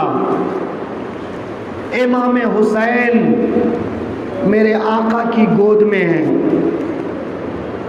حضرت جبریل آ کر عرض کرتے ہیں یا رسول اللہ آپ حسین سے بڑی محبت کرتے ہیں؟ کہا ہاں جبریل بڑی محبت کرتا ہوں، یہ حسین وہ ہے جس پر میں نے اپنے بیٹے کو قربان کیا ہے، لہذا حسین سے محبت کرتا ہوں۔ حضرت جبریل فرماتے ہیں یا رسول اللہ لیکن آپ کے کلمہ پڑھنے والے، آپ کا نام لینے والے، اذانوں میں آپ کے نام کا اعلان کرنے والے، نمازوں پر رسول اور آل رسول پر درود بھیجنے والے کربلا میں اس کو شہید کر دیں گے۔ میرے آقا کا اتنا سننا تھا، آنکھوں سے آنسو جاری ہو گئے۔ حضرت جبریل نے کہا اگر چاہیں تو خاک کربلا سے مٹی دکھا سکتا ہوں۔ حضرت جبریل نے مٹی پیش کر دی۔ ایک اور مرتبہ بارش کا فرشتہ آقا کی خدمت میں حاضر ہوا، عرض کرنے لگا یا رسول اللہ آپ حسین کو بہت پیار کرتے ہیں، لیکن آپ کے ماننے والے، کلمہ پڑھنے والے 3 دن کے بھوکے پیاسے آپ کے حسین کو شہید کر دیں گے، آپ کے بچوں کو شہید کر دیں گے۔ میرے آقا رونے لگے۔ فرشتے نے کہا یا رسول اللہ اگر آپ چاہیں تو کربلا کی مٹی آپ کو دکھا سکتا ہوں۔ میرے آقا کی خدمت میں مٹی پیش کیا۔ آقا نے مٹی کو سونگھا اور فرمایا اس مٹی سے رنج و الم کی بو آ رہی ہے، مصیبت کی بو آ رہی ہے۔ اس مٹی کو حضرت ام سلمہ کو دیا اور کہا ام سلمہ اس مٹی کو حفاظت سے رکھنا، جس دن یہ مٹی خون بن جائے سمجھنا میرا بیٹا حسین شہید ہو گیا ہے۔ حضرت ام سلمہ فرماتی ہیں ایک روز دوپہر کے وقت میں لیٹی تھی کہ آنکھ بند ہوئی، میں نے رسول پاک کو دیکھا، چہرے پر پریشانی کی حالت ہے۔ میں نے آقا سے پوچھا یا رسول اللہ آپ پریشان کیوں ہیں؟ تو میرے آقا نے فرمایا ام سلمہ حسین کے مقتل میں تھا، حسین کی شہادت گاہ میں تھا۔ حضرت ام سلمہ اٹھی اور شیشی میں رکھی مٹی کو دیکھا تو مٹی خون ہو چکی تھی، مٹی خون میں بدل گئی تھی۔ حضرت عبداللہ ابن عباس نے بھی ایسے ہی خواب دیکھا۔ معلوم یہ ہوا حضرت حسین کی شہادت کا چرچا ان کے بچپن سے ہی تھا۔ حضرت علی کو معلوم ہے، حضرت فاطمہ کو معلوم ہے، حضرت حسن کو معلوم ہے، دیگر صحابہ کو معلوم ہے کہ حسین شہید ہونے والے ہیں، لیکن حسین کی حیات کے لیے، شہادت سے بچانے کے لیے کبھی کوئی دعا نہیں کرتے ہیں، بلکہ میرے آقا دعا فرماتے ہیں اے اللہ میرے بیٹے حسین کو ہمت و حوصلہ عطا فرمانا۔ آج ہمت و حوصلہ کا دن آیا ہے۔ اب علی کے گھرانے کی بات آئی ہے۔ حضرت مسلم کے بیٹے نے آ کر کہا چچا جان اب مجھے میدان میں جانے کی اجازت دیجیے۔ حضرت امام حسین نے فرمایا بیٹا ابھی تیرے باپ کا غم سینے میں ہے، تجھے مقتل میں جانے کی اجازت کیسے دوں؟ لیکن حضرت مسلم کا بیٹا مچل گیا، میدان کربلا میں گیا اور دنیا والوں کو دکھا دیا یہ ہاشمی جوان ہے، ابو طالب کا پوتا ہے، مسلم بن عقیل کا بیٹا ہے، خوب دادے شجاعت دیا، آخرکار شہید ہو گئے۔ اپنے بھتیجے کو شہید ہوتے دیکھ حضرت مسلم کے بھائی بھی آگے بڑھے اور دادے شجاعت دی اور وہ بھی شہید ہو گئے۔ اب حضرت علی کے بیٹوں کی باری آ گئی۔ حضرت علی کے 4 بیٹوں نے آ کر کہا اے بھائی باپ نے کہا تھا اے بیٹو جب بھی حسین کا کوئی مشکل وقت آ جائے تو حسین پر اپنی جانوں کی قربانی دے دینا، بغیر سوچے حسین پر اپنی جوانی لٹا دینا۔ بھائی آج کا دن وہی دن ہے، جب تک ہم زندہ ہیں آپ کو یہ آنچ نہیں آ سکتی ہے۔ بھائی ہمیں میدان کربلا میں جانے دیجیے۔ امام حسین نے بھائیوں کو سینے سے لگایا اور میدان کربلا کی طرف روانہ کیا۔ ایک بھائی کا دوسرے بھائی کو مقتل میں بھیجنا کتنا پردرد ہوتا ہے ذرا محسوس کیجئے۔ امام حسین کے بھائیوں نے داد شجاعت دی اور کوفیوں کو بتا دیا حضرت علی کے بیٹے جب میدان کربلا میں تلوار لہرانے لگے تو لوگوں کو پتہ چل گیا یہ خیبر فاتح خیبر کا بیٹا ہے، یہ علی کا بیٹا ہے، یہ حضرت علی کے شہزادے ہیں، یہ شیر خدا کے بیٹے ہیں۔ حضرت شیر خدا کے بیٹوں نے شیر دلی کے ساتھ مقابلہ کیا، چاروں طرف سے گھیر کر کوفیوں نے شہید کر دیا۔ اب حضرت امام حسین کے بھائی بھتیجے شہید ہو چکے تھے۔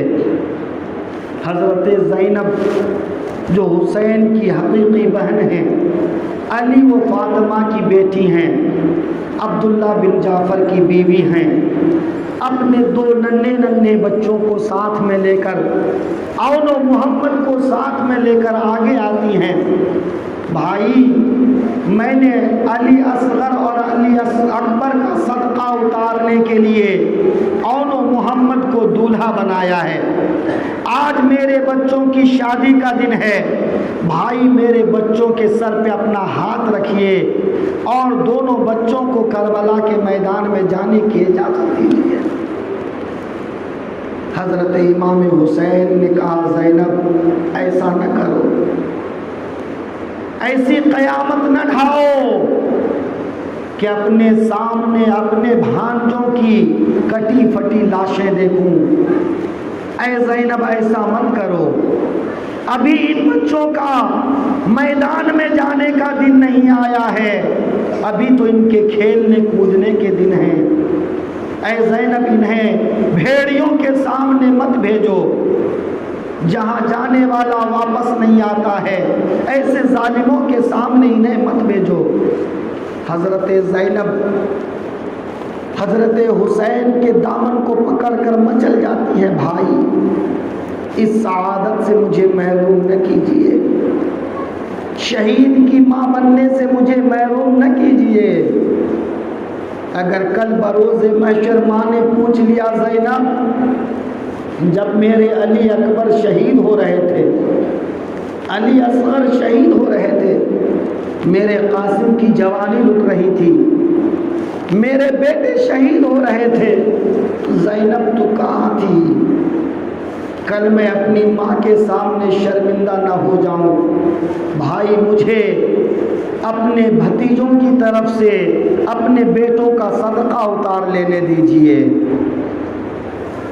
حضرت زینب نے اس طرح مچل کر عرض کیا کہ امام حسین انکار نہ کر سکے۔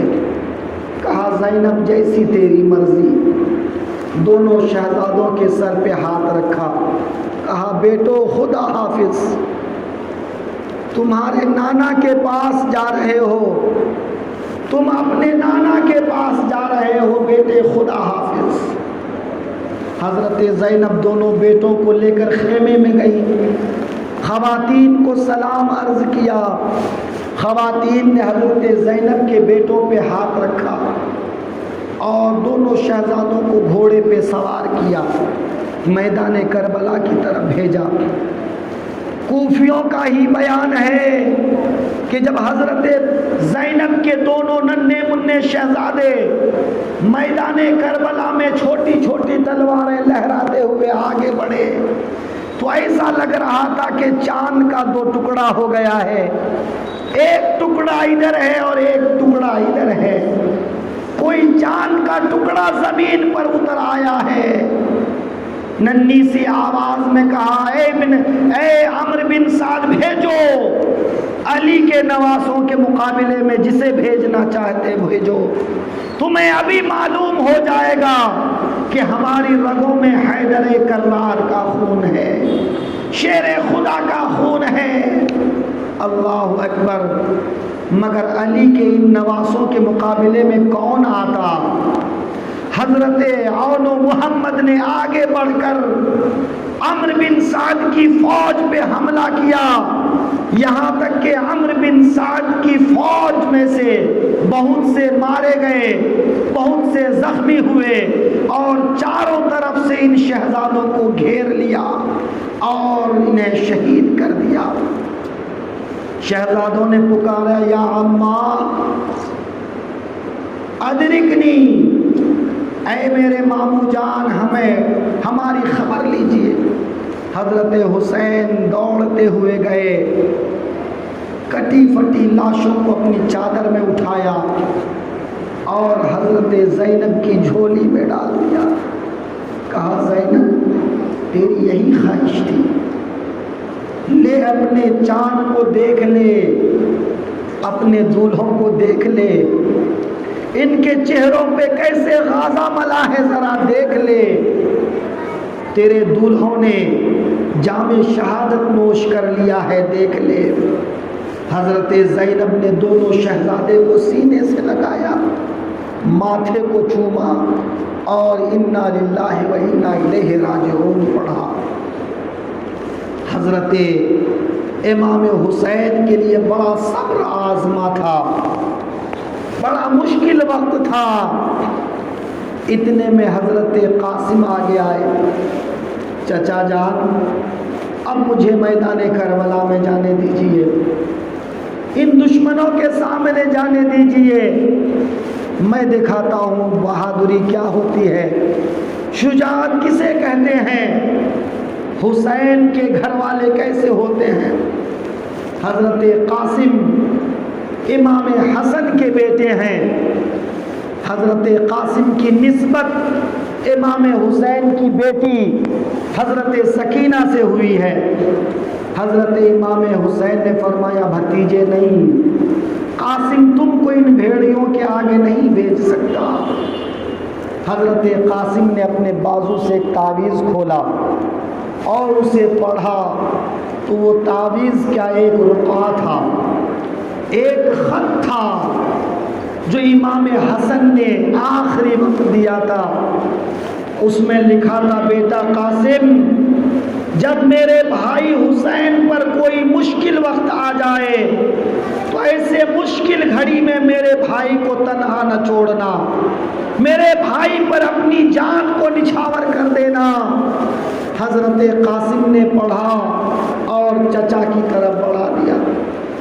میرے چچا یہ بابا کی وصیت ہے، بابا کا حکم ہے کہ میں آپ کے قدموں پہ نچھاور ہو جاؤں، میں آپ پر نثار ہو جاؤں۔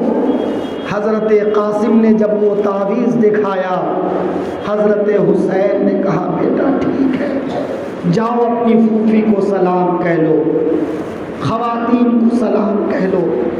حضرت قاسم جب میدان میں گئے تو جسم پہ کوئی جنگی لباس نہیں تھا، ایک پتلا سا کرتا تھا، شوق شہادت لیے ہوئے اس طرح میدان جنگ میں گئے۔ عمرو بن سعد کی فوج کے سامنے جا کر کہا اے عمرو بن سعد مجھے پہچانتے ہو، میں قاسم بن حسن بن علی ہوں، میں علی کا پوتا ہوں، حیدر کرار کا پوتا ہوں، حسن کا شہزادہ ہوں، بھیج مجھے میرے مقابلے میں جس کو بھیجنا چاہتا ہے بھیج۔ ارزق نام کا بڑا پہلوان تھا، اس سے کہا جاؤ اس سے مقابلہ کرو۔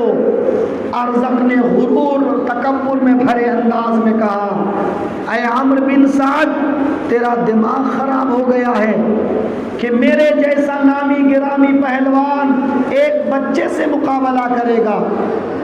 عمرو بن سعد نے کہا اسے بچہ نہ سمجھ، یہ حیدر کرار کا پوتا ہے، شیر خدا کا پوتا ہے، اس میں علی کا خون دوڑ رہا ہے، فاطمہ کا خون دوڑ رہا ہے، اسے بچہ سمجھنے کی غلطی نہ کر۔ ارزق نے کہا میں اپنے بیٹے کو بھیج دیتا ہوں، ابھی اس کا سر اتار لائے گا۔ ارزق کا بیٹا آیا، تلوار لہراتا ہوا آیا، امام حسن کے بیٹے پر جیسے ہی حملہ کرنا چاہتا تھا، حضرت قاسم نے اس کے وار کو خالی کیا اور ایک وار میں اس کا سر تن سے جدا کر دیا۔ ارزق کے بیٹے کی تلوار اٹھا لی، بھائی کو تڑپتا دیکھ ارزق کا دوسرا بیٹا آگے بڑھا، حضرت قاسم نے نیزے سے وار کیا کہ آر پار کر دیا۔ تیسرا بیٹا آیا، حضرت حسن کے شہزادے نے کمر پکڑ کے ایسا زمین پہ پٹکا کہ گردن ٹوٹ گئی۔ اب چوتھا بیٹا آیا، آتے ہی امام قاسم پر حملہ کیا تو حضرت قاسم نے ایسا حملہ کیا کہ دو ٹکڑا ہو کے زمین پر بچھ گیا۔ اپنے چار شہسوار بیٹوں کو تڑپتا دیکھ ارزق کی آنکھیں باہر آ گئی، غصے سے لال پیلا ہو گیا اور کہا اے بچے دیکھ میں تجھے کیسے مارتا ہوں۔ اسی طرح کہتے ہوئے آگے بڑھا، نیزے سے وار کیا، حضرت قاسم نے اس کے نیزے کو قلم کر دیا، اس نے تلوار نکالا، حضرت قاسم نے تلوار کے ساتھ کچھ دیر مقابلہ کیا، اتنے میں اس نے ڈینگیں مارنا شروع کی کہ اے قاسم اگر میں پہاڑ پہ تلوار مار دوں تو پہاڑ بھی سرما ہو جائے۔ حضرت علی کے پوتے نے کہا تو کسی اور کے لیے بڑا ہوگا لیکن میرے لیے ایک مچھر سے زیادہ نہیں اہمیت رکھتا ہے۔ ارزق حملہ کرنا ہی چاہتا تھا، حضرت قاسم نے کہا ارزق اپنے آپ کو بڑا پہلوان کہتا ہے، اپنے آپ کو شہسوار کہتا ہے، ارے تم کو تو گھوڑے کی زین کسنا نہیں آتا، ذرا اپنے گھوڑے کی زین دیکھ لے۔ وہ جھک کر گھوڑے کی زین دیکھنے چاہتا تھا، حضرت قاسم نے تلوار کی وار کیا کہ اسے زمین پہ ڈھیر کر دیا۔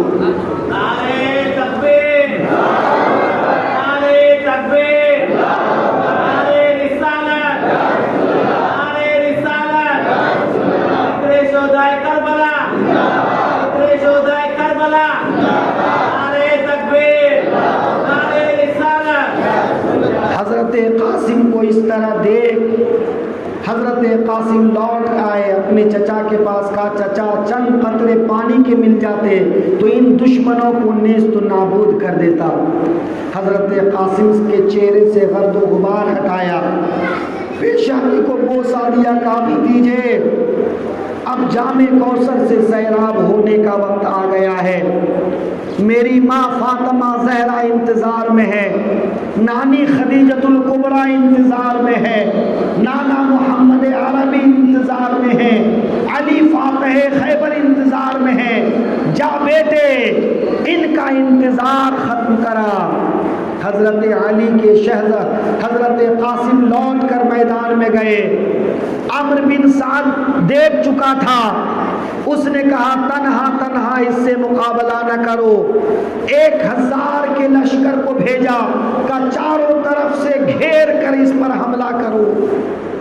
حضرت امام قاسم کو چاروں طرف سے بھیڑیوں نے گھیر لیا، کئی ایک کو جہنم پہنچایا، یہاں تک کہ زخموں سے چور ہوئے زمین پر آ گئے تو اپنے چچا کو آواز دی، یا عماہ ادرکنی، اے میرے چچا قاسم کی خبر لیجئے۔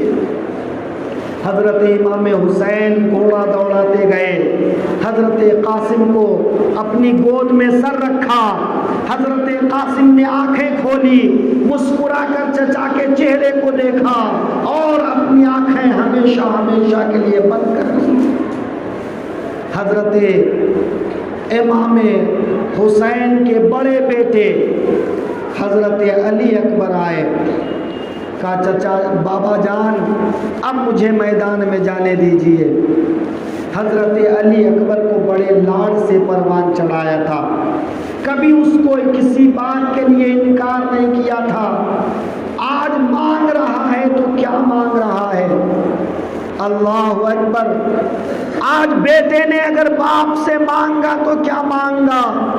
شہادت کا جام نوش کرنے کے لیے، جان کی قربانی دینے کے لیے، بھیڑیوں کے سامنے کٹنے پٹنے کے لیے۔ باپ نے بہت سمجھایا لیکن حضرت علی اکبر بضد ہو گئے۔ حضرت علی اکبر کی ضد کے آگے حضرت حسین کا بیٹا ٹھیک ہے، اپنے ہاتھ سے سر پہ خود رکھا، زرہ پہنائی، تلوار ہاتھ میں دیا، گھوڑے پہ بٹھایا، میدان کربلا کی طرف بھیج دیا۔ حضرت امام حسین کے شہزادے نے میدان میں جا کر کہا، اے لوگوں سنو، میں علی ابن حسین ابن علی ہوں، میرے رگوں میں علی کا خون دوڑ رہا ہے، میں فاتح خیبر کا پوتا ہوں۔ آؤ میرے ساتھ کون مقابلہ کرے گا۔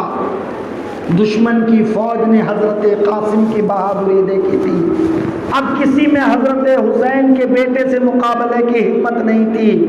خود حضرت علی اکبر نے صفوں پہ حملہ کیا، میمنہ پہ حملہ کیا تو میمنہ کو تباہ و برباد کر دیا، میسرہ پہ حملہ کیا تو صفوں کی صفیں چیر دیا، قلب لشکر میں حملہ کیا تو حضرت علی کے شہزادے نے صفوں کو چیر دیا، بہت سو کو مارا کاٹا۔ جب پیاس کی شدت پڑی تو حضرت علی اکبر بابا کے پاس آ کر کہے بابا اگر چند قطرے پانی کے مل جاتے تو ان دشمنوں کو جہنم پہنچا دیتا، ان سب کے لیے میں اکیلا کافی تھا۔ حضرت امام حسین نے چہرے کی غبار صاف کیا، اپنی انگوٹھی منہ میں دی اور کہا بیٹا یہاں پانی کہاں ہے؟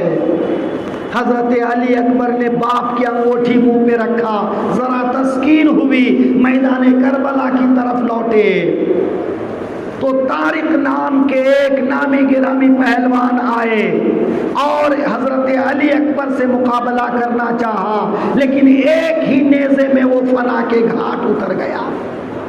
جب طارق کے 3 بیٹوں نے اپنے باپ کو اس طرح مرتے دیکھا تو آگے بڑھے اور تینوں امام علی اکبر کے ہاتھوں مر گئے۔ جب حضرت علی اکبر کی یہ بہادری دیکھا تو عمرو بن سعد نے کہا چاروں طرف سے گھیر لو، ہزاروں سواروں نے گھیر لیا اور حضرت علی اکبر کو شہید کر دیا۔ امام حسین دوڑتے آئے، علی اکبر کی لاش کو اٹھایا اور خیمے کے پاس میں لے گئے۔ حضرت علی اکبر کی لاش دیکھا تو خیمے والوں کی چیخیں نکل گئیں۔ وہ حضرت علی اکبر کی لاش کیا تھی کہ ظالموں نے گھوڑے دوڑا کر لاش کو اتنا پامال کر دیا تھا کہ جسم کا جوڑ الگ ہو چکا تھا۔ مورخین لکھتے ہیں جب حضرت حسین میدان کربلا میں گئے تھے تو صرف چند بال سفید ہوئے تھے۔ جب حضرت علی اکبر کی لاش کو، علی اکبر کے جسم کے ٹکڑوں کو اپنی چادر میں اٹھایا اور چادر میں لے کر بھاری قدموں کے ساتھ خیمے کی طرف آگے بڑھے تو میدان کربلا سے خیمے تک آتے آتے امام حسین پر غم اتنا طاری ہوا کہ حضرت حسین کے سارے بال سفید ہو گئے۔ ان چند منٹوں نے، چند قدموں کی مسافت نے امام حسین کو جیسے تھکا دیا ہو۔ امام حسین نے اپنے بیٹے کی لاش کو اس حالت میں دیکھا، کیا دل پہ گزرا ہوگا۔ اتنے میں حضرت عباس آگے آتے ہیں۔ حضرت عباس ابن علی حضرت حسین کے بھائی بھی ہیں اور علم بردار بھی۔ بھائی اب خیمے میں بچوں کے پیاس سے تڑپنا نہیں دیکھا جاتا، سکینہ کا بلکنا نہیں دیکھا جاتا، علی اصغر کا تڑپنا نہیں دیکھا جاتا۔ بھائی مجھے نہر فرات سے پانی لانے کی اجازت دیجیے۔ امام حسین نے فرمایا عباس اگر تو چلا گیا تو میرا علم کون اٹھائے گا؟ حضرت عباس بضد ہو گئے۔ امام حسین نے کہا جاؤ۔ حضرت عباس مشکیزہ لے کر آگے بڑھے، دشمنوں کی صف میں شور بپا ہو گیا۔ عباس کو روکو، اگر ان کے خیمے میں پانی پہنچ گیا تو یاد رکھنا کوئی کوفہ کی عورت اپنے شوہر اور بچوں کے یتیم اور بیوہ ہونے سے نہیں رہے گی، تمام عورتیں بیوہ ہو جائیں گی، بچے یتیم ہو جائیں گے۔ حضرت عباس نے مشکیزہ بھرا، خیموں کی طرف آنے لگے۔ ایک ظالم نے بائیں ہاتھ پر وار کیا کہ بایاں ہاتھ کٹ گیا۔ حضرت عباس نے داہنے ہاتھ میں مشکیزہ پکڑا اور ایک ظالم نے داہنے ہاتھ پر وار کیا، داہنا ہاتھ کٹ گیا۔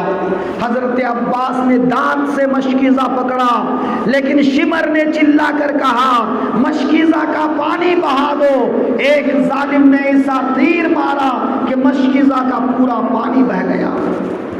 حضرت عباس تلواروں تیروں کے حملوں سے اتنا گھائل ہوئے، یا خواہ ادرکنی، اے میرے بھائی میری خبر لیجیے۔ امام حسین آگے بڑھے، بھائی کے سر کو اپنی گود میں لیا، بھائی نے آنکھ کھول کر دیکھا اور کہا بھائی سکینہ سے میری طرف سے معافی مانگ لینا، کہنا تیرا چچا تجھ کو پانی نہیں پلا پایا، اے سکینہ عباس کو معاف کر دینا۔ امام حسین نے حضرت عباس کی لاش کو خیمے سے قریب کیا، خیمے کے اندر سے آواز آئی، اے میرے شوہر نامدار، اب علی اصغر کا تڑپنا نہیں دیکھا جاتا، پیاس کی وجہ سے اس کی زبان سوکھ کر کانٹا ہو گئی ہے، اے میرے شوہر علی اصغر کو ساتھ لے جائیے اور اس بچے کی حلق میں چند بوند پانی کے قطرے دلوا دیجئے۔ امام حسین نہ چاہ کر بھی علی اصغر کو گود میں لیے، اشقیاء کے سامنے گئے، کہا ظالموں تم نے میرا گھر برباد کر دیا، تم نے میرے بچوں کو شہید کر دیا، یہ میرا 6 ماہ بچہ ہے جو پیاس کی وجہ سے تڑپ رہا ہے، ظالموں تمہاری دشمنی مجھ سے ہے میرے بچوں سے نہیں، اس ننھے منھے شیر خار کے حلق میں چند قطرے پانی ٹپکا دو۔ حضرت امام کچھ یوں کہہ رہے تھے کہ حرملہ نے ایسا تیر پھینکا کہ تیر حضرت علی اصغر کی گردن میں پیوست ہو گیا، حضرت علی اصغر کی گردن سے امام حسین کے بازو میں پیوست ہو گیا۔ حضرت امام حسین نے تیر کھینچا تو علی اصغر کے گلے سے خون کے فوارے بہا نکلے۔ حضرت حسین نے چلو میں خون لیا اور آسمان کی طرف اچھالتے ہوئے کہا مولا اگر تو 6 ماہ علی اصغر کی قربانی پر راضی ہے تو تیرا حسین اس پر بھی راضی ہے۔ اے میرے مالک تو نے اگر اس ننھی سی شہادت کو اپنی بارگاہ میں قبول کر لیا، مولا اگر تیری یہی مرضی ہے تو حسین تیری رضا پر راضی ہے۔ اللہ اکبر۔ امام حسین نے اس درد کے ساتھ اللہ کی بارگاہ میں عرض کیا کہ پورا کربلا وحشت میں مبتلا ہو گیا۔ امام حسین نے اپنے 6 ماہ بیٹے کو والدہ کی گود میں دیا، والدہ نے سوچا بیٹے کو پانی مل گیا ہوگا، لیکن بیٹا ہمیشہ کی نیند سو گیا تھا۔ ادھر حضرت بیمار زین العابدین بخار کی وجہ سے اٹھ نہیں پا رہے تھے، نیزے کا سہارا لے کر اٹھنا چاہتے تھے۔ امام حسین نے کہا بیٹے تم نہ اٹھو، اگر تم بھی شہید ہو گئے تو میرے پاس جو میرے آقا کی امانتیں ہیں، بابا کی امانتیں ہیں، قیامت تک اولیاء کے لیے جو امانتیں میرے پاس میں ہیں وہ امانتیں کون لے گا، اور ان بیواؤں بیچاروں کو، غریبوں یتیموں کو، ان مسافروں کو مدینے تک کون پہنچائے گا؟ بیٹا میرے بعد تو ہی تو ایک محرم ہے، اب تیری ذمہ داری ہے اپنی ان ماں بہنوں کو مدینے تک پہنچانا اور نانا جان سے میرا آخری سلام کہنا۔ حضرت امام حسین نے پگڑی اتار کر بیٹے کے سر پہ رکھا، بیٹے کو سلایا۔ امام حسین نے مصری قبا زیبتن کیا، آقائے دو عالم کے امامہ سر پہ باندھے، حضرت امیر حمزہ کی ڈھال پیٹھ پہ لٹکایا، جعفر طیار کا نیزہ ہاتھ میں لیا اور خیمے کی خواتین کو الوداع کہا۔ امام حسین کا آخری دیدار تھا، خیمے میں کوہرا بپا ہو گیا، سب کو انجام معلوم تھا، انجام کیا ہونا ہے۔ امام حسین نے فرمایا تم سب صابرہ شاکرہ ہو، میری شہادت کے بعد آہوزاری نہ کرنا، गिरेबान चाक न करना, रोना न पीटना, तुम सब सब्र और शुक्र के साथ रहना। हजरत ज़ैनब से कहा, ज़ैनब मदीने लौटना तो मेरे नाना से मेरा हाल बयान करना। कहा, ज़ैनब बताना नाना जान से कि मैंने अपने भाई भतीजों को किस तरह कुर्बान किया है, मैंने अपने अली अकबर की लाश किस हाल में उठाया है, अली असगर 6 माह अली असगर को मैंने किस तरह से अपनी गोद में दम तोड़ता हुआ देखा है, भूख और प्यास की शिद्दत में मैंने अपने शहजादों को करते देखा है। सकीना का ध्यान रखना, सकीना को बाप की जुदाई का एहसास न होने देना, नाना जान को मेरा आखिरी सलाम कहना। इमाम हुसैन ने अलविदा कहा, करबला में तशरीफ़ ले गए, एक खुतबा दिया।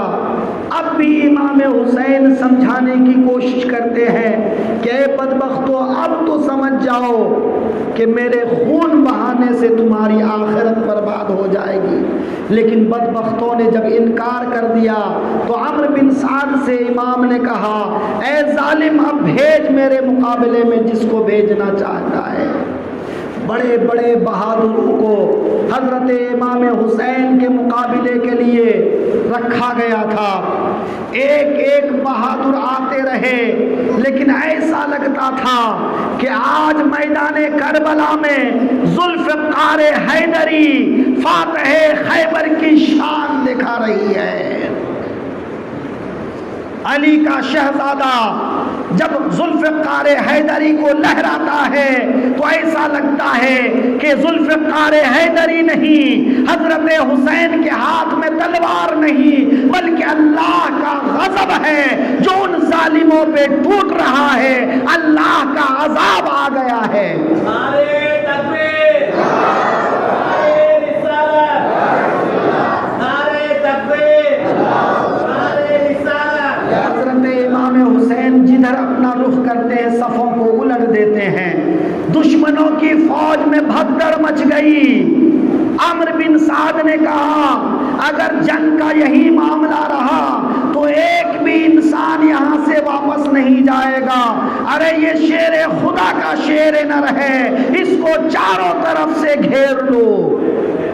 1000 सिपाहियों ने इमाम हुसैन को घेर लिया, नेज़े और तलवारों से वार किए, लेकिन इमाम हुसैन जिधर अपना चेहरा करते दुश्मनों की लाशों की लाशें लगा देते। ऐसा लगता था कि इमाम हुसैन ने आज करबला के मैदान में लाशों की खेत बो दिया है। जब इससे भी काम न चला तो अम्र बिन साद ने कहा, 1000 सिपाही मिलकर इमाम हुसैन पर तीर से हमला करो। जब तीर से घायल हो जाए तब उनका सर तन से जुदा करो। इमाम हुसैन पर इतने तीर बरसाए गए कि आपका घोड़ा काम करने के लायक नहीं रहा, अब एक जगह खड़ा हो गया। इमाम हुसैन का जिस्म जख्मों से चूर था। एक बदबख्त का तीर बोसा गाहे रसूल इमाम हुसैन की पेशानी में आ लगा और इमाम हुसैन गश खाकर जमीन पर आ गए। एक बदबख्त ने इमाम हुसैन के सर को तन से जुदा करना चाहा तो इमाम हुसैन की हैबत से वो भाग गया। जब खूनी आगे बढ़ा तो मेरे हुसैन ने कहा, बदबख्त जरा मुझे बता ये वक्त कौन सा है? तो खूनी ने कहा, नमाज जुमा का वक्त है। मेरे हुसैन ने कहा, मुझे एक सजदा कर लेने दे, फिर जो चाहे तो कर लेना। इमाम हुसैन ने सजदा किया और ऐन सजदे की हालत में खूली ने या सिनान ने या शिबल ने या शिमर ने, इन चारों बदबख्तों का नाम आता है कि इन चारों में से किसी एक ने इमाम के सरे पाक को सजदे की हालत में तन से जुदा किया और मेरे इमाम हालत सजदे में अल्लाह की बारगाह में अपनी जान की नजराना देकर पुकार कर कहा, دشت ہے دریا بھی نہ چھوڑے ہم نے، بحر ظلمات میں دوڑا دیے گھوڑے ہم نے، نقش توحید کا ہر دل پہ بٹھایا ہم نے، زیر خنجر بھی یہ پیغام سنایا ہم نے، مر جائیں گے مٹ جائیں گے اے دوست مگر ہم سر ظلم کی چوکھٹ پہ خم نہ کریں گے۔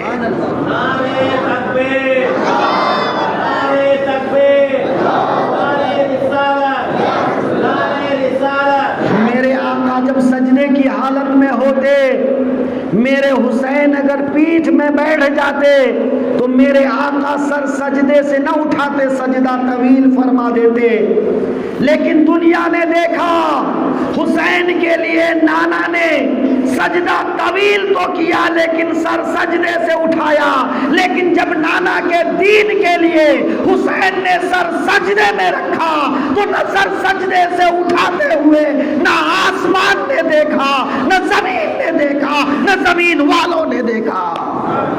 حسین نے ایسا سجدہ کیا کہ قیامت تک کسی نے سر اٹھاتے نہیں دیکھا۔